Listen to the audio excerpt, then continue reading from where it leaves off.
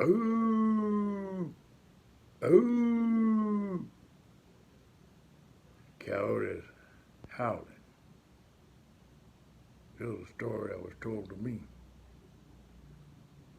to the town of Al Casino. Rode a stranger one fine day. Hardly spoke to folk around him. He didn't have too much to say. Well, nobody asked his business. They didn't want to make a slip because the stranger there among them had a big iron on his hip. Now, it was early in the morning when he rode into the town.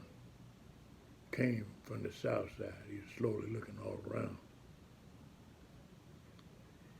He's an outlaw. He's loose and running. Came to whisper from his lip. And he's here to do some business with that big iron on his hip. Now, in this town there lived an outlaw by the name of Texas Red. 20 men had tried to take him, and 20 men were dead. He was vicious and a killer from youth to 24, and the notches on his pistol, numbered 119 more. Now, the stranger started talking. He made it plain to folk around that he was an Arizona Ranger. Wouldn't be too long in town. Say he came here to take an outlaw back, alive or maybe dead. And they said it didn't matter. He was after Texas Red. Now, it wasn't long before the story was relayed to Texas Red, but the outlaw didn't worry. Men had tried before were dead. 20 men had tried to take him. 20 men had made a slip. 21 would be this ranger with that big iron on his hip.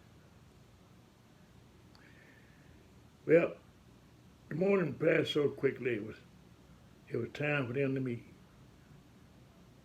It was 20 past 11 when they walked out in the street. People watching from the windows, everybody held their breath because they knew this handsome ranger was about to meet his death. Now, there was 40 feet between them when they started to make that play. And the swiftness of the ranger is still talked about today.